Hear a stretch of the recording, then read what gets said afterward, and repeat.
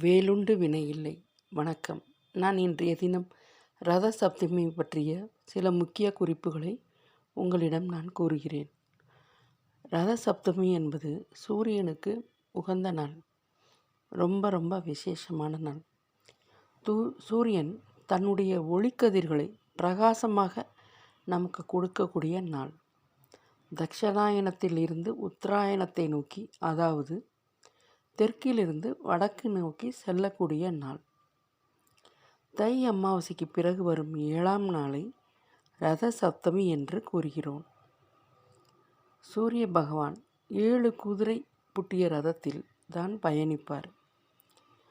அவரை வழிபடுவதற்கு கிழக்கு நோக்கி எருக்க இலை, பசுஞ்சாணம் மற்றும் அட்சதை போட்டு சூரிய உதயத்திற்கு முன்னாடி குளிக்க வேண்டும். இதனால் சகல தோஷங்களும் விலகிவிடும். தேக ஆரோக்கியத்துடனும் தெளிவான மனதுடனும் நிம்மதியாக வாழலாம்.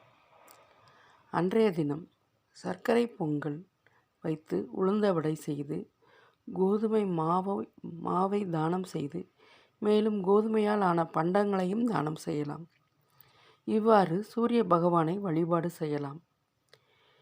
இப்படி செய்வதன் மூலம் நாம் தெரிந்தோ தெரியாமலோ செய்த சகல பாவங்களும் நீங்கிவிடும். முக்கியமாக கணவனை இழந்த பெண்கள் இந்த விரதத்தை மேற்கொள்ள வேண்டும். ஏனெனில் பின்னாடி அடுத்து வரும் பிறவிகளில் இப்படி ஒரு நிலைமையை அவர்கள் அடைய மாட்டார்கள்.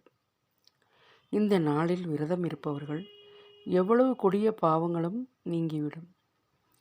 தினந்தோறும் சூரிய உதயத்திற்கு முன் குளித்துவிட்டு சூரிய நமஸ்காரம் செய்பவர்கள் செல்வ வளம் பெருகும் அவர்கள் வாழ்க்கையில்.